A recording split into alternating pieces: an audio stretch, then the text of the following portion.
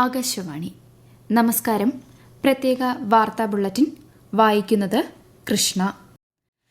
മൂന്നാം ഘട്ട ലോക്സഭാ തിരഞ്ഞെടുപ്പിന്റെ പ്രചാരണം ഊർജിതമായി മുന്നേറുന്നു.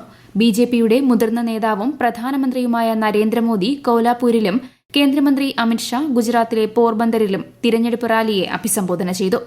കോൺഗ്രസ് നേതാക്കളായ മല്ലികാർജ്ജുൻ ഖാർഗെ ഗുവാഹട്ടിയിലും പ്രിയങ്ക ഗാന്ധി ഗുജറാത്തിലും തിരഞ്ഞെടുപ്പ് പ്രചാരണ യോഗങ്ങളിൽ പങ്കെടുത്തു. മുംബൈ നോർത്ത് സെൻട്രൽ ലോക്സഭാ മണ്ഡലത്തിലെ ബിജെപി സ്ഥാനാർത്ഥിയായി മുതിർന്ന അഭിഭാഷകൻ ഉജ്വൽ നിഗം മത്സരിക്കും. ബിജെപിയുടെ പൂനം മഹാജനാണ് നിലവിൽ മണ്ഡലത്തിൽ എംപി. അതിനിടെ ഒഡീഷ നിയമസഭാ തെരഞ്ഞെടുപ്പിനുള്ള 8 സ്ഥാനാർത്ഥികളുടെ പട്ടികയും ബിജെപി പുറത്തുവിട്ടു. 6 രാജ്യങ്ങളിലേക്ക് 99,000 മെട്രിക് ടൺ ഉള്ളി കയറ്റുമതി ചെയ്യുന്നതിന് കേന്ദ്രം അനുമതി നൽകി. Bangladesh, UAE, Bhutan, Bahrain, Mauritius, Sri Lanka ഉൾപ്പെടെയുള്ള രാജ്യങ്ങളിലേക്കാണ് ഉള്ളി കയറ്റുമതി ചെയ്യുന്നത്. പശ്ചിമേഷ്യയിലേക്കും യൂറോപ്യൻ രാജ്യങ്ങളിലേക്കും 2,000 മെട്രിക് ടൺ വെള്ള ഉള്ളി കയറ്റുമതി ചെയ്യുന്നതിനും കേന്ദ്രം അനുമതി നൽകിയിട്ടുണ്ട്.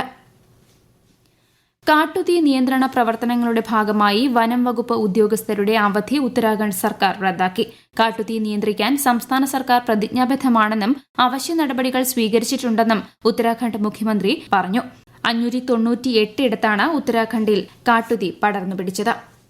നിയമസഭ പാസാക്കിയ 5 ബില്ലുകളിൽ കൂടി ഒപ്പിട്ട് ഗവർണർ ആരിഫ് മുഹമ്മദ് ഖാൻ. പരിഗണനയിലുണ്ടായിരുന്ന ഭൂപതിവ് നിയമ ഭേദഗതി ബിൽ, നെൽവയൽ നീർത്തട നിയമ ഭേദഗതി ബിൽ, ക്ഷീര സഹകരണ ബിൽ, സഹകരണ നിയമ ഭേദഗതി ബിൽ, അബ്കാരി നിയമ ഭേദഗതി ബിൽ എന്നീ ബില്ലുകളാണ് ഗവർണർ ഒപ്പുവച്ചത്. ഇതോടെ ഗവർണറുടെ പരിഗണനയിലുണ്ടായിരുന്ന എല്ലാ ബില്ലുകൾക്കും അനുമതിയായി. സംസ്ഥാനത്തെ ലോക്സഭാ തിരഞ്ഞെടുപ്പ് പ്രക്രിയയും വോട്ടെടുപ്പും എല്ലാ തലങ്ങളിലും പൂർണ്ണമായും തൃപ്തികരമായിരുന്നുവെന്ന് മുഖ്യ തിരഞ്ഞെടുപ്പ് ഓഫീസർ സഞ്ജയ് കൌൾ. വോട്ടിംഗ് യന്ത്രങ്ങൾ മുൻ വർഷങ്ങളെ അപേക്ഷിച്ച് മികച്ച പ്രകടനം കാഴ്ചവച്ചു. സംസ്ഥാനത്തെ പോളിംഗ് ബൂത്തുകളിൽ 95% വൈകിട്ട് 6 മണിയോടെ തന്നെ വോട്ടെടുപ്പ് പൂർത്തിയായി. വടകര മണ്ഡലത്തിലെ ചില ബൂത്തുകളിൽ മാത്രമാണ് പിന്നീടും വോട്ടെടുപ്പ് നടന്നത്. സുഗമമായ വോട്ടെടുപ്പ് തടസ്സപ്പെടുന്ന വിധത്തിലുള്ള ക്രമസമാധാന പ്രശ്നങ്ങളൊന്നും ഇക്കുറി സംസ്ഥാനത്തുണ്ടായില്ലെന്നും മുഖ്യ തിരഞ്ഞെടുപ്പ് ഓഫീസർ ചൂണ്ടിക്കാട്ടി. അപൂർവ രോഗമായ സ്പൈനൽ മസ്കുലർ അട്രോഫി അസുഖം ബാധിച്ച 12 വയസ്സുവരെയുള്ള കുട്ടികൾക്കുള്ള സൌജന്യ മരുന്ന് വിതരണം സംസ്ഥാനത്ത് ആരംഭിച്ചു. 6 വയസ്സുവരെയുള്ള കുട്ടികൾക്ക് നൽകിയിരുന്ന മരുന്നാണ് 12 വയസ്സുവരെയാക്കിയത്. ആദ്യഘട്ടത്തിൽ 10 കുട്ടികൾക്കാണ് മരുന്ന് നൽകിയത്. ഡോസിന് 6 ലക്ഷത്തോളം രൂപ വില വരുന്ന 600 യൂണിറ്റോളം റിസ്ഡിപ്ല മരുന്നാണ് കുട്ടികൾക്കായി നൽകിയത്. കേരള സഭ നവീകരണ വർഷത്തോടനുബന്ധിച്ച് തിരുവനന്തപുരം മേജർ അതിരൂപത നടത്തിയ ദിവ്യകാരുണ്യ സംഗമം ആയൂരിൽ സമാപിച്ചു. രാവിലെ 9 മണിക്ക് സമൂഹ ബലിയോടെ സംഗമം ആരംഭിച്ചു. കർദിനാൾ മാർ ബസേലിയോസ് ക്ലിമിസ് കത്തോലിക്ക ബാവ മുഖ്യ കാർമ്മികത്വം വഹിച്ചു. തിരുവനന്തപുരം, കൊല്ലം, പത്തനംതിട്ട ജില്ലകളിലെ 217 ഇടവകകളിൽ നിന്ന് 1000-ഓളം പ്രതിനിധികൾ സംഗമത്തിൽ പങ്കെടുത്തു. മുതിർന്ന കമ്മ്യൂണിസ്റ്റ് നേതാവ് കുന്നേൽ കൃഷ്ണൻ അന്തരിച്ചു. 85 വയസ്സായിരുന്നു. അർബുദബാധിതനായി തിരുവനന്തപുരം RCCയിൽ ചികിത്സയിലിരിക്കെയാണ് അന്ത്യം. തൊടുപുഴ ഇടമറുകിലെ കുന്നേൽ കുടുംബാംഗമായ കൃഷ്ണൻ 1948 വയനാട്ടിലെത്തുന്നത്. കമ്മ്യൂണിസ്റ്റ് പാർട്ടിയിലും മാർക്സിസ്റ്റ് പാർട്ടിയിലും അംഗമായിരുന്നു. സംസ്ഥാനത്ത് കനത്ത ചൂട് തുടരുന്നു. കൊല്ലം, പാലക്കാട്, തൃശൂർ ജില്ലകളിൽ ഇന്നും നാളെയും ഉഷ്ണതരംഗത്തിന് സാധ്യതയുണ്ടെന്ന് കേന്ദ്ര കാലാവസ്ഥാ വകുപ്പ് അറിയിച്ചു. അടുത്ത ദിവസങ്ങളിൽ കൊല്ലം, തൃശൂർ ജില്ലകളിൽ 40 ഡിഗ്രി സെൽഷ്യസ് വരെ താപനില ഉയരുമെന്നാണ് മുന്നറിയിപ്പ്.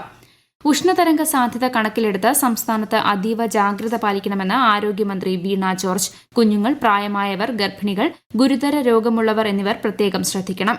നിർജ്ജലീകരണം ഉണ്ടാകാനിടയുള്ളതിനാൽ ധാരാളം വെള്ളം കുടിക്കണം.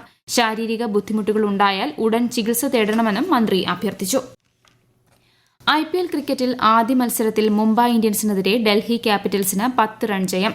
ടോസ് നഷ്ടപ്പെട്ട് ആദ്യം ബാറ്റ് ചെയ്ത ഡൽഹി നിശ്ചിത 20 ഓവറിൽ 4 വിക്കറ്റ് നഷ്ടത്തിൽ 257 റൺ നേടി.